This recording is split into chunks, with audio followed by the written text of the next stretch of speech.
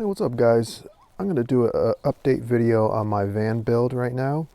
I'm at a stopping point and I'm just going to do a quick run through of where I'm at with my cabinet. All right, so as you can see, I've made quite a bit of progress with my cabinet. This has been a pretty tricky project to get to this point. I've been going really slow and taking my time trying to get this thing exactly where I want it. The last video I made, I was talking about these jugs, but I didn't have this tray built yet, so let me go around that side and show you what that looks like. I only got one jug in it right now, but this is the tray that I built. So this tray holds 3 of these 7-gallon jugs, so that's 21 gallons of water, and they all slide in here. And it goes 1, 2, and then 3. The last one sits right here. They all slide in. The tolerance is really tight here. That's how close it is, 1/4 inch, 1/2 inch off of the bottom of this cabinet. Just ignore this wiring. That's just my battery tender. I'm actually trickle charging my starter battery in the van through my switch here for my charger 1, which is currently installed as well. So there's my alternator charger, 560 watt output, 56 volts, which is going to go to my manual transfer switch that I built here. This is going to give me the option to select alternator charging off or solar charging, and then I'll be able to select front or rear solar because I have a solar port on the front of the van and I'm going to make a solar port on the back of the van. Those wires aren't finished, but the box is finished, so all I got to do is finish the terminations on the solar. Let's see, what do we got here? This is just a 60 amp disconnect for the charger 1, so I'll be able to kill it right here. It's also fused at the engine bay with a 60 amp fuse. I added a shore power port right here. This is a Noco 15 amp port that I installed. It was pretty easy. So here's the other end of this plug here that comes right through. I just put stuffed some foam in there for now, some wire protection. There's my battery tender that's plugged in. But this is just going to be the end of that wire in case I need to hook up to shore power. It'll be ready to go. There's the other end of the tray. From the back side, here's my bench. This is 1/2 inch Baltic birch that I installed. The window, this was I just put my I took my window cover with the Reflectix, I installed it and I kind of taped it back, and then I put this corrugate, or this is Kaizen foam that you use for like building tool trays and stuff with. I got a crap load of it at home, so I decided to use some of it here, so I blocked off this window. There's going to be a shelf here eventually. I'm not at that point yet, but I'm going to build another cabinet that comes up here. I left myself with some options here. I got a nice tall space here for whatever I need. I could put a hook here if I want. This is going to be an anchor point if I need it. Now the cabinet. So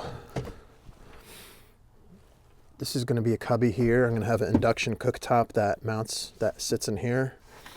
This is just solar from the front of my bumper. This is 10 gauge. This is what I'm going to have to cut short and terminate, but no big deal.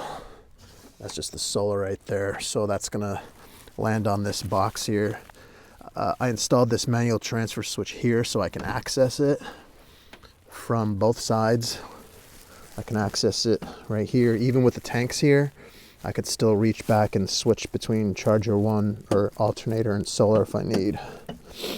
But obviously I'm not going to do that while it's energized. I'm going to make sure it's killed first. But here's the cabinet. What else? The way it is installed is with T-nuts. So I'm going with 1/4 T-nuts. I have multiple. I got probably about 5 or 6 of them all spread out and bolted down. This thing's bolted down real good, man. It's not going anywhere. That's the 1/4 on that bracket. I'm going right through the metal brackets. I'm going through this shelf bracket there with that guy. And this is another little cubby storage here. It's just the perfect size for like whatever. There's some chili right there. Put some food in there. This is mainly going to be a pantry area. I'm going to have more pantry storage here. Bluetti Elite 200. This was what this whole project has been basically planned around. This thing weighs 60 something pounds. It is really heavy. 2,000 watt hours. The solar input is going to be here.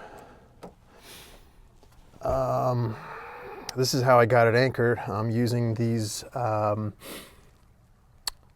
anti-vibration D-rings. They are rated at something like 1,000 pounds or something. I'm using stainless hardware, 1/4 hardware here. But yeah, I got those installed with 1/4 T-nuts. I'm gonna put some shorter nuts or shorter bolts in there once that glue's dry. But that's how I got those adhered down. I got these little rubber feet that I'm putting on underneath to kind of give it a little bit of a buffer there. But it's snug. I'm using these. This is my first time using these cam jam carabiners with this cam that's built in. It's aluminum cam. It's got a 280 pound maximum load according to the manufacturer. But yeah, you just kind of shove this paracord in here.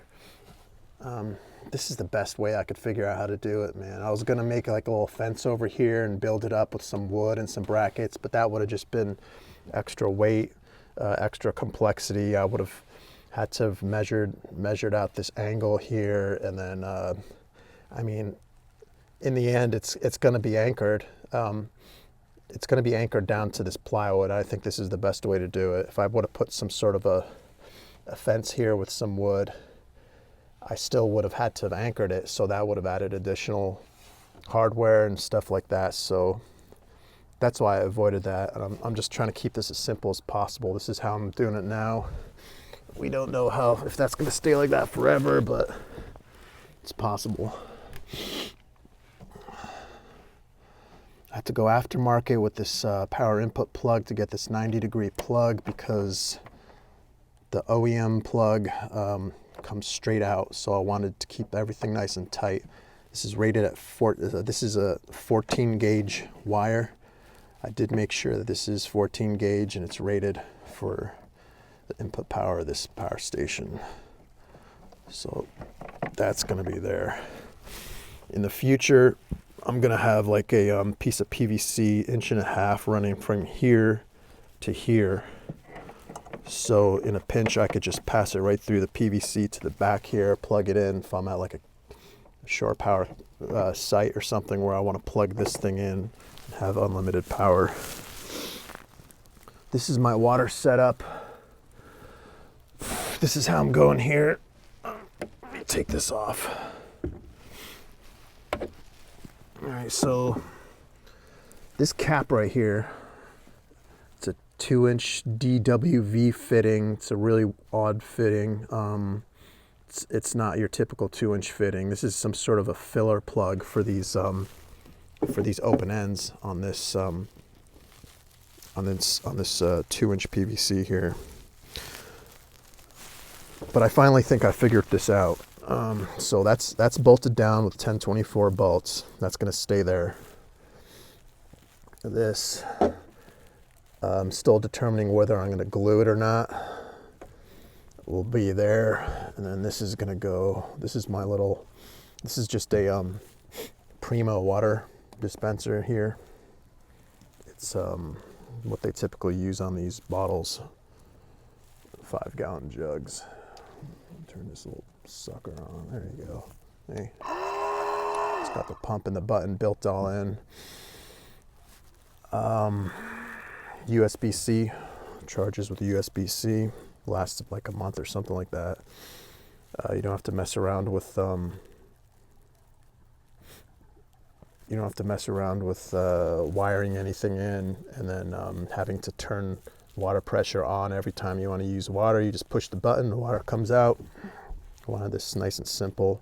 I didn't terminate this yet, so there's going to be a 2-inch pipe that I'm going to put in there. That'll slip up here, be installed somewhere about like that. Then I'll be able to fill like water bottles if I need. I could probably rotate it a little bit if I need, right there. That's where it's gonna live. So that's it. That's where I'm at. I don't know what else to post up here. I made everything so you can remove this whole entire top. If you can unbolt it, the whole top will come off if you want. This leg right here is also removable. That's got some T-nuts on the back side there, so that can be removed if need be to take the tray out, which probably never going to take it out. This wasn't originally going to stay here. I was originally going to cut this straight across, but I mean, to give me room, but I mean, I can open this up and access it pretty well. That's all you really need. You're never really going to have this thing open vertically when you're using it. When I was camping, I was only opening it about that much, so that's where it's going to be. And I could probably put like some sort of a latch or something here to kind of, maybe a pin to kind of keep it up if I want. I don't know. But plenty of room here for the reefer. That's secured down with the same D-ring on this side. Oops. And then I built this fence over here. Same deal, T-nuts on the bottom.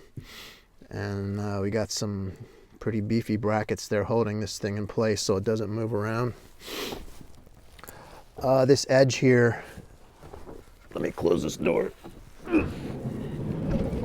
Okay. So this actually ended up being accidental, but when I built this bench, the height actually ended up being the perfect height to reach the window. So after I thought a little bit, I was like, well, why don't I put a window unit right here, 6,000 BTU window unit, put it on some rails so I can open up the window, slide the window AC out on the rails, and then slip some sort of a cover on the outside to cover the gap, or on the inside, and then I could plug that in and have air conditioning, at least for a few hours. That's not too bad. I'm pretty sure this thing will run a window unit for a couple hours. So that's what I'm going to do. I need to find a window unit and buy it and start mocking it up, and I'll make it removable. Same deal, I'll anchor it down, but I want it to be removable so I don't need to keep it there forever. And there's lots of space here. Yeah, so that's where I'm at. I don't know what else to do. I'm at a stopping point now. I'm going to finish this thing up here soon. It's going to warm up tomorrow. It's been like really cold, so I haven't been able to build anything, but this space right here is going to be built all the way out too. I'm going to build it all the way up with a nice big cubby, maybe a separate shelf there with a wire pass through.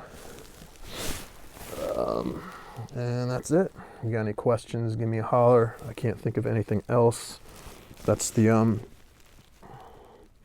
back to the charger one there. That's going to be the critical piece right there for charging this thing while moving. Give me a holler if you got any questions, and if not, I'll talk to you guys later.